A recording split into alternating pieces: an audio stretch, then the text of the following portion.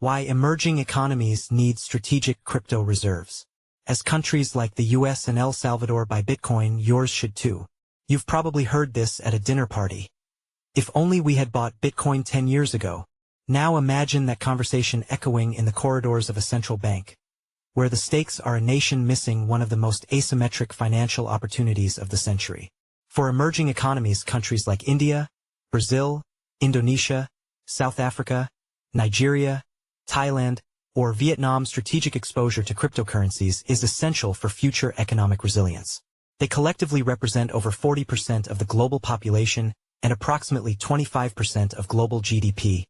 Yet they remain vulnerable to external economic shocks, including currency fluctuations, trade disruptions, and more.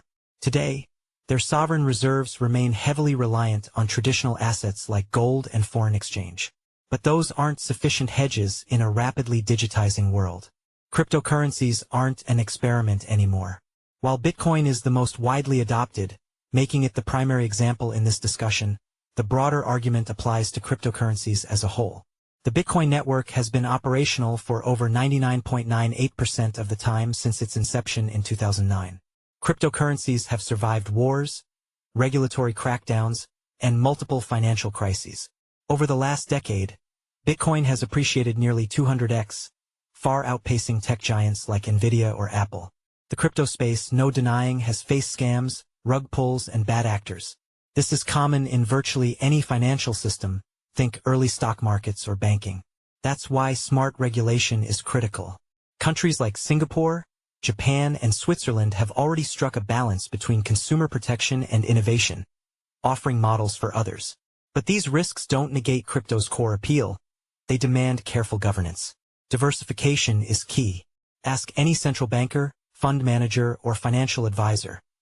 You don't put all your eggs in one basket, and you certainly don't bet the future of an economy on a single asset class. In a world that's rapidly digitizing, ignoring digital assets like cryptocurrencies is a mistake. These assets tend to have little correlation with how other traditional assets perform, making Bitcoin a strong hedge against economic turbulence.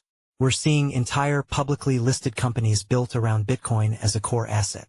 Take Michael Saylor's strategy, which started as a software firm and now holds over 506,137 BTC, approximately $42 billion as of writing.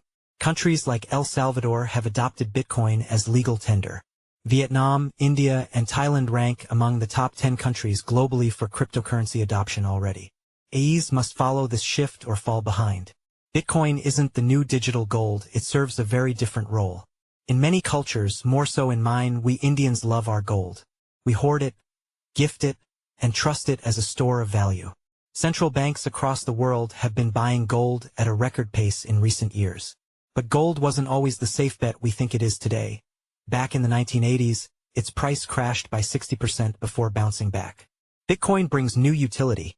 It can be transferred anywhere in the world in minutes, divided into microscopic fractions, and secured with cryptographic protocols. Gold and Bitcoin share fundamental traits. They're scarce, resilient, and hedge against uncertainty.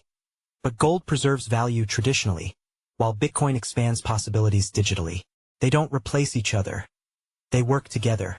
Critics often dismiss crypto as mere speculation, but its utility is real. Major companies like Microsoft and Starbucks now accept Bitcoin and stablecoins for transactions. U.S. Bitcoin ETFs have attracted over $12 billion in institutional inflows within months. Crypto enables faster, cheaper remittances, cutting global fees from 6.4% to under 1%, saving billions for developing economies. With over $100 billion locked in DeFi protocols, it's clear that the future of finance is already being built on blockchain. Emerging economies should take a strategic, forward-looking step toward economic resilience. A 1 to 2% allocation in digital assets is smart, not a gamble. Track its performance, take cues from early movers like the US, El Salvador, and Strategy, and refine the approach as you go. Encourage financial institutions to experiment with crypto-backed financial instruments in a limited way. Proactive regulatory frameworks are vital to foster innovation while ensuring stability. Countries must position themselves for the future. Holding digital assets reduces reliance on external financial systems and insulates them from geopolitical and monetary shifts. We've seen this playbook before. These countries weren't the first to embrace digital payments. Yet they built world-class infrastructure like India's UPI, Brazil's PIX, and Nigeria's NIBSS. The same leadership is possible in crypto reserves. With the global crypto market nearing $3 trillion and institutional adoption accelerating, the question isn't if this shift will happen, it's who will lead it. Emerging economies can start building a strategic reserve today or here in 5 years at another dinner party in 5 years. If only we had bought Bitcoin in 2025. The time is now.